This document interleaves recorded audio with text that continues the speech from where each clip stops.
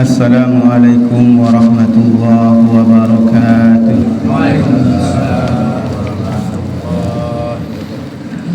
Allahu Akbar. Allahu Akbar. Allahu Akbar. Allahu Akbar. Allahu Akbar. Allahu Akbar. Allahu Akbar. Allahu Akbar. Allahu Akbar kabira. Walhamdulillahi katsira. Wa subhanallahi bukratan wa asila. La ilaha illallah wa la na'budu illa iyyah mukhlisina lahuddin walau karihal kafirun walau karihal musyrikun walau karihal munafiqun. La ilaha illallah wahda sadaqa wa'da wa nasara 'abda wa a'azza junda wa hazamal ahzaba wahda. La ilaha illallah wallahu akbar. Allahu akbar walillahil hamd.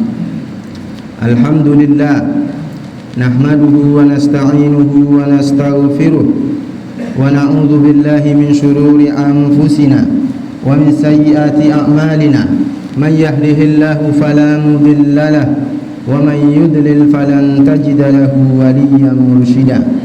Asyhadu an la ilaha illallah wa asyhadu anna Muhammadan abduhu wa rasuluh wa safiyyuhu fi khalqihi wa habibuh.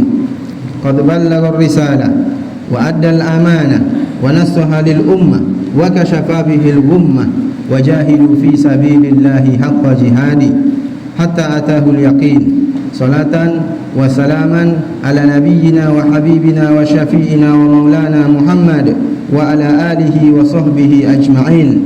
Allahumma salli ala sayyidina wa maulana Muhammad wa ala alihi wa sahbihi ajma'in. Amma ba'd.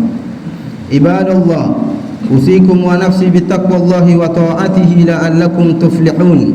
Qala Allah ta'ala fi kitabihil karim wa huwa asdaqul qailin. A'udzu billahi minasy syaithanir rajim. Bismillahirrahmanir rahim. Ya ayyuhan nasu taqu rabbakumul ladzi khalaqakum min nafsin wahidah wa khalaqa minha zawjaha wa batha minhuma rijalan katsiran wa nisaa'a wattaqullaha alladzi tasaaluna bihi wal arham innallaha kana 'alaikum raqiba. Wa qala aidan fi ayatin ukhra ya ayyuhalladzina amanu taqullaha wa qulu qawlan sadida yuslih lakum a'malakum wa yaghfir lakum dhunubakum wa man yuti'illaha wa rasulahu faqad faza fawzan 'azima. Jamaah salat Idul Adha yang dirahmati oleh Allah Subhanahu wa taala. Di atas mimbar yang mulia ini, pada waktu yang mulia ini, di tempat yang mulia ini, khatib berpesan untuk diri sendiri dan untuk kita semua. Marilah sama-sama kita tingkatkan ketakwaan kita kepada Allah Subhanahu wa ta'ala. Marilah sama-sama kita tingkatkan rasa takut kita kepada Allah Subhanahu wa ta'ala. Takwa dalam artian melakukan segala perintah-perintah Allah, dan bertobatlah kita meninggalkan segala larangan-larangan Allah Subhanahu wa ta'ala. Wa tazawwadu fa inna khairaz zadit taqwa. Siapkanlah bekal, dan sebaik-baik bekal kita nanti di akhirat adalah takwa, adalah rasa takut kita kepada Allah Subhanahu wa ta'ala. Allahu akbar. Allahu akbar. Allahu akbar walillahil hamd. Mari kita bersyukur kepada Allah Subhanahu wa ta'ala yang telah memberikan nikmat karunia kepada kita semua, sehingga kita diberikan kesempatan hadir untuk mendengarkan khutbah Idul Adha yang waktu pagi yang berbahagia ini. Kalau bukan karena nikmat Allah dan karunia Allah, sungguh kita tidak dapat berkumpul mendengarkan khutbah Idul Adha ini. Tetapi karena nikmat Allah, sejak kita dalam kandungan sudah Allah berikan nikmat hinggalah saat ini. Kemudian salawat dan salam kepada baginda Nabi sallallahu alaihi wasallam. dengan mengucapkan Allahumma salli ala sayyidina wa maulana Muhammad wa ala alihi wa sahbihi ajma'in. Semoga kita semua mendapatkan syafaat baginda Nabi nanti di yaumil akhir kelak. Kita sangat berharap ketika nanti semua umat manusia yang beriman kepada Allah dan Rasulnya minum langsung dari telaga Kausar dan langsung minum dari telapak tangan baginda Nabi SAW. Semoga kita termasuk golongan itu. Amin ya rabbal alamin. Jamaah yang dimuliakan oleh Allah Subhanahu wa taala. Ketika Idul Adha datang, ketika jamaah haji berkumpul di suatu tempat yang mulia, yakni di Makkah Al-Mukarramah, terkhusus di Ka'bah Al-Musharrafah. Ketika umat Islam berkumpul di suatu tempat dan berkumpul dari berbagai penjuru dunia, pada waktu itu kita akan merasakan hikmah yang pertama dalam merayakan Idul Adha ini adalah kita akan merasakan bahwa kita semua adalah hamba Allah Subhanahu wa taala. Pada waktu berkumpul itu tidak dibedakan bahwa yang kulit putih lebih mulia dari orang Afrika yang berkulit hitam. Orang yang tinggi lebih mulia dari orang yang rendah. Orang yang mempunyai jabatan tinggi lebih mulia dari rakyat jelata. Orang kaya lebih mulia dari orang miskin. Demi Allah, tidak. Pada waktu kita sendiri berkumpul di masjid ini, tidak ada yang lebih mulia dari kita di antara kita. Semuanya adalah hamba Allah Subhanahu wa taala. Ketika jamaah haji berkumpul di Makkah Al-Mukarramah, maka di seluruh penjuru umat Islam yang ada di Afrika, di Eropa, di Amerika akan datang ke satu tempat Makkah Al-Mukarramah. Pada waktu itu kita akan merasakan bahwa kita semua adalah hamba Allah.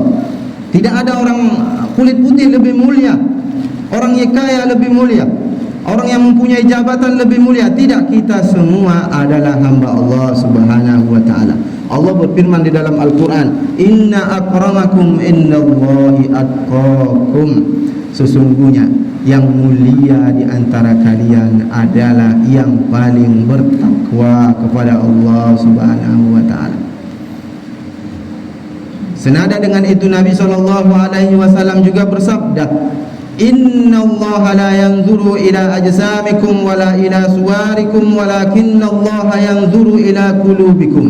Kata Nabi SAW, sesungguhnya Allah tidak melihat jasad kamu, Allah tidak melihat tubuh badan kamu, Allah tidak melihat bentuk rupa kamu, tetapi yang Allah lihat adalah hati kamu sekalian, yakni ketakwaan kepada Allah Subhanahu wa ta'ala. Islam mengajarkan bahwa kita semuanya setara, tidak ada yang lebih dari yang lain. Yang kaya jangan merasa lebih daripada yang susah.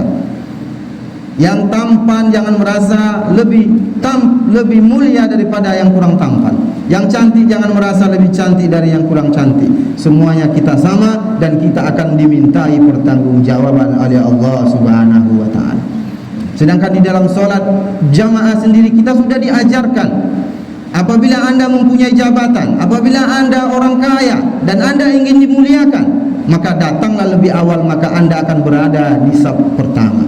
Namun apabila Anda terlambat, jamaah sudah sholat, maka Anda harus rela, Anda harus berada di belakang. Islam mengajarkan kita semua adalah setara, kita semuanya sama di hadapan Allah Subhanahu wa ta'ala, sehingga jangan sampai di antara kita merasa lebih sehingga timbul rasa sombong dalam dirinya.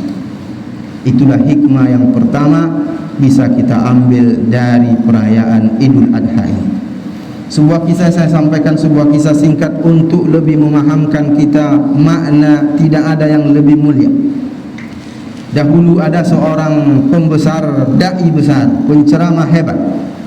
Kemudian dia panggil anaknya, wahai anakku, ayah ingin mengajakmu berdakwah. Tetapi kata ayahnya, ada satu syarat. Pergilah kamu kemana saja kamu ingin pergi, carilah manusia atau makhluk yang lebih hina daripada kamu. Anaknya sangat ingin berdakwah seperti ayahnya. Dia pun mencari, dari pagi dia pergi dari rumah mencari orang yang lebih hina daripada dirinya. Kemudian dia jumpai, dia lihat dari kejauhan ada orang tua yang sejak pagi hingga solat zuhur dilaksanakan. Pemuda ini solat zuhur, dan saat selesai solat zuhur di masjid, orang tua tadi tidak pergi dan tetap di tempatnya. Kemudian anak muda ini berpikir bahwa kakek ini lebih hina dari saya, karena saya solat sedangkan dia tidak. Maka kakek ini akan saya bawa menjumpai ayah saya akan katakan, wahai ayah, saya lebih mulia dari kakek ini. Kemudian tatkala ingin dia bawa kakek tadi, dia ingin bawa kakek itu menjumpai ayahnya, kemudian terlintas dalam pikirannya, kakek ini umurnya sudah tua, kakek ini sudah lama mengenal Allah, kakek ini mungkin sudah lama sholat, tapi hari ini mungkin dia tidak sholat. Sedangkan saya masih muda, saya baru saja mengenal Allah, dan ibadah saya hanya beberapa tahun saja. Kemudian dia berpikir, kakek ini lebih mulia dari saya. Kemudian dia mencari orang yang lain, cari di seluruh pasar, seluruh kota, seluruh desa dia cari, sehingga dia tidak menemukan orang yang lebih hina dari dia, sehingga dia menjumpai seekor anjing yang hina, yang busuk. Kemudian dia pikir, saya lebih mulia dari anjing ini, jelas saya lebih mulia dari anjing ini. Kemudian dia berpikir akan membawa anjing ini di hadapan ayahnya, kemudian akan bilang, wahai ayah, saya lebih mulia dari anjing ini. Namun tatkala ingin dia bawa anjing ini, ingin dia ikat, ingin dia angkat anjing ini kembali ke rumahnya, kemudian dia berpikir, bukankah seluruh hewan, binatang pada yaumil akhir nanti, di akhirat nanti akan dijadikan tanah? Seluruh hewan-hewan akan dijadikan debu oleh Allah. Artinya mereka tidak akan dimintai pertanggungjawaban. Sedangkan saya adalah manusia. Apabila saya selamat, maka saya akan masuk surga dan saya lebih mulia dari anjing. Namun apabila saya masuk neraka, setelah dihisab saya masuk neraka, maka saya lebih baik jadi anjing daripada jadi saya. Kemudian dia tidak jadi membawa anjing itu. Kemudian dia pulang ke rumahnya. Dia katakan, wahai ayah, saya dari pagi hingga malam mencari makhluk dan hewan manusia yang lebih hina dari saya, tetapi saya tidak menemukannya. Wahai ayah, saya tidak menjumpai makhluk Allah yang lebih hina dari saya. Sayalah makhluk yang paling hina, wahai ayah. Kemudian kata ayahnya, maka kamu layak berdakwah, karena kamu memandang bahwa dirimu lah yang paling hina di muka bumi ini. Allahu Akbar, Allahu Akbar, Allahu Akbar, walillahil hamd. Hikmah yang kedua, ketika perayaan Idul Adha ini, maka kita akan ingat, kita akan membayangkan, kita akan terpikir sosok keluarga yang luar biasa. Sosok keluarga yang di dalamnya ada suami yang begitu soleh, suami yang patuh kepada Tuhannya. Sosok istri juga ada di dalam keluarga ini yang begitu taat kepada Allah dan patuh kepada suaminya. Di keluarga ini juga ada seorang anak yang sayang pada orang tuanya, patuh dan taat juga kepada Allah Subhanahu wa ta'ala. Keluarga ini adalah keluarga Nabiullah Ibrahim alaihi salam. Keluarga ini menjadi suri tauladan bagi umat manusia hingga saat ini. Nabi Ibrahim diuji silih berganti. Dia diuji pernah ingin dibakar oleh Namrud. Kemudian ketika menikah, Nabi Ibrahim, bayangkan, beliau berdoa kepada Allah hingga umurnya lebih kurang 86 tahun tidak diberikan oleh Allah keturunan. Nabi Ibrahim terus berdoa kepada Allah, Rabbi habli minas salihin, wahai Allah, berikanlah aku keturunan yang soleh. Kemudian Allah kabulkan doa Nabi Ibrahim, lalu lahirlah putranya yang disayangnya, putra semata wayang yang sangat dinanti-nanti, putra yang dicintanya, diberi nama Ismail alaihi salam. Kemudian ujian Nabi Ibrahim tidak sampai di situ saja. Ibrahim katanya mencintai Allah. Apakah setelah dia punya anak, cintanya berubah kepada anak? Maka Allah uji Nabi Ibrahim. Allah perintahkan Nabi Ibrahim meletakkan anaknya Ismail yang baru saja lahir, diletakkan di Ka'bah al-Musharrafah, di tanah yang tandus, tidak ada penghidupan, tidak ada pohon-pohonan sama sekali di sana. Kemudian Nabi Ibrahim membawa istri dan anaknya yang dicintainya ini, dibawa dari tanah Syam ke Makkah Al-Mukarramah yang jaraknya 1 bulan lebih perjalanan. Kemudian ditinggalkannya istri dan anaknya yang disayang-sayangnya ini. Kemudian Nabi Ibrahim tanpa bicara dia pun pergi. Tatkala pergi, istrinya Siti Hajar bertanya, "Wahai Nabiullah, wahai Nabi Allah, wahai suamiku, kenapa kau tinggalkan kami di sini?" Nabi Ibrahim tidak menjawab sepatah kata. Siti Hajar terus bertanya, "Wahai Nabiullah, wahai Nabi Allah, kenapa kau tinggalkan kami di tempat yang tandus ini?" Secara logika siapapun yang ditinggal di tempat itu pasti akan mati. Hajar terus bertanya, sehingga Siti Hajar merubah pertanyaannya. Dia rubah pertanyaan, "Wahai Nabiullah, ahaza min amrillah, apakah ini perintah Allah?" Nabi Ibrahim baru menjawab, "Naam, ya, ini adalah perintah Allah Subhanahu wa ta'ala." Kemudian jawaban Hajar setelah itu dicatat dalam sejarah. Kata Siti Hajar, "Kalau ini adalah perintah Allah, Allah tidak akan menyia-nyiakan kami. Allah tidak akan menelantarkan kami." Nabi Ibrahim pun pergi meninggalkan keluarganya, anak yang dia sayang ditinggalkan di tempat yang tandus, tidak ada kehidupan. Kemudian ujian ini Nabi Ibrahim lulus ujian, namun Allah uji lagi dengan ujian yang lebih berat. Allah menguji Nabi Ibrahim melihat dalam mimpinya bahwa dia menyembelih anaknya. Kemudian Allah katakan di dalam Al-Quran, "Falamma balagha ma'ahu sa'ya qala ya bunayya inni ara fil manam anni azbahuk fanzur madza tara." Kata Nabi Ibrahim, "Wahai anakku, aku melihat dalam mimpiku aku menyembelihmu." Fanzur madza tara. Kata Nabi Ibrahim, "Coba pikirkan bagaimana pendapat." Kata jawaban anak yang soleh, kata Nabi Ismail, "Qala ya abati f'al ma tu'mar."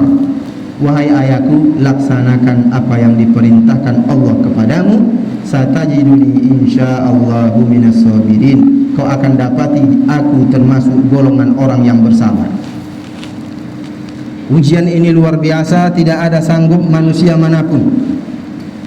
Di dalam kitab Is'adul Bariyah, tatkala ingin disembelih, Nabi Ismail berbicara dengan ayahnya. Seakan-akan dia minta 4 permintaan. Dia katakan, "Wahai ayahku, ketika kamu nanti ingin menyembelihku, wahai ayah, ikatlah kaki tanganku dan tubuh badanku dengan kuat, supaya aku tidak meronta-ronta dan melawan, supaya darah sembelihan itu tidak terpercikkan kepadamu, wahai ayah, supaya aku mendapatkan pahala yang besar." Kedua, Nabi Ismail minta kepada ayahnya, "Wahai ayah, ketika kamu nanti menyembelihku, wahai ayah, asalah pisaumu dengan tajam, wahai ayah.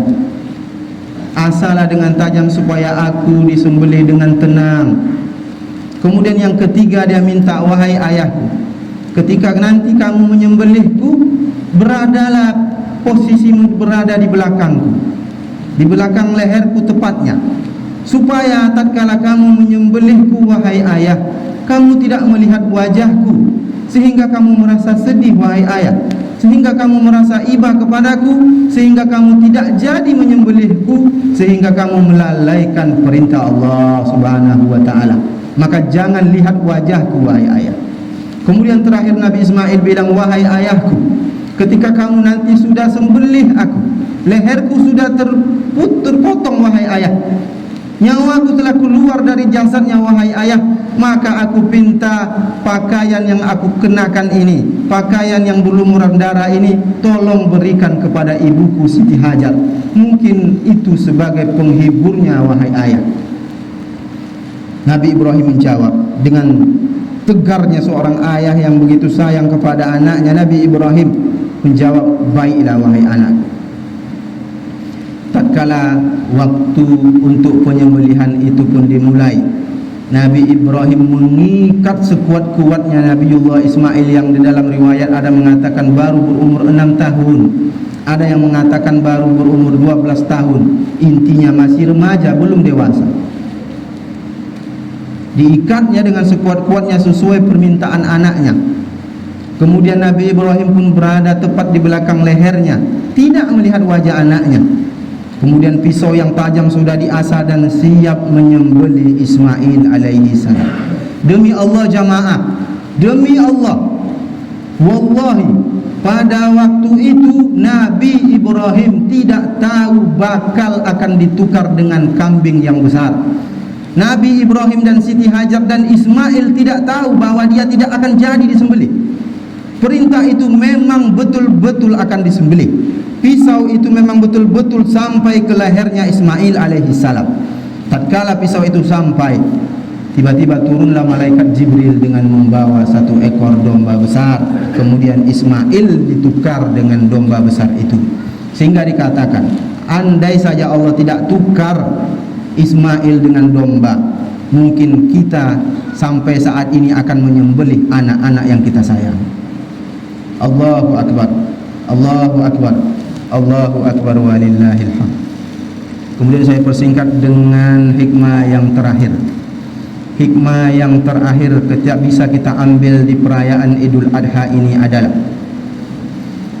ketika perayaan Idul Adha banyaklah jamaah yang diberikan oleh Allah keluasan rezekinya, ataupun tidak luas rezekinya tetapi mempunyai niat yang luar biasa ingin berkurban. Pada waktu hari raya kurban banyaklah hewan-hewan kurban dan dipotong.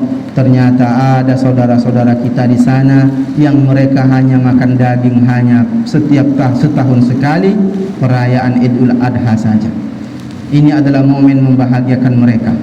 Mungkin kita biasa makan daging itu setiap hari disajikan di rumah kita, kapanpun dimanapun bisa kita beli dengan uang yang Allah berikan, rezeki yang melimpah. Namun tidak sebagian saudara-saudara kita. Maka perayaan Idul Adha ini merupakan merayakan bagi orang-orang susah, orang-orang miskin yang kurang mampu, sehingga mereka merasakan nikmat sama-sama kita makan daging sapi, daging lembu dan sebagainya.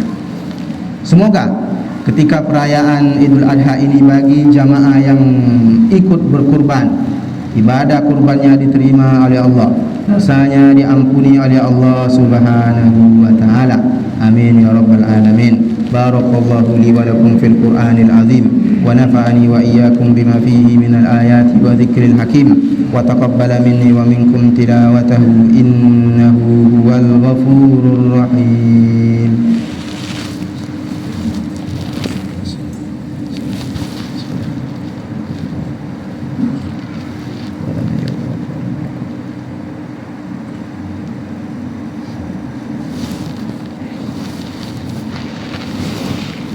Allahu Akbar, Allahu Akbar, Allahu Akbar, Allahu Akbar, Allahu Akbar, Allahu Akbar, Allahu Akbar kabira, walhamdulillahi katsira, wa subhanallahi bukratan wa asila, la ilaha illallah wallahu akbar, Allahu Akbar walillahil hamd.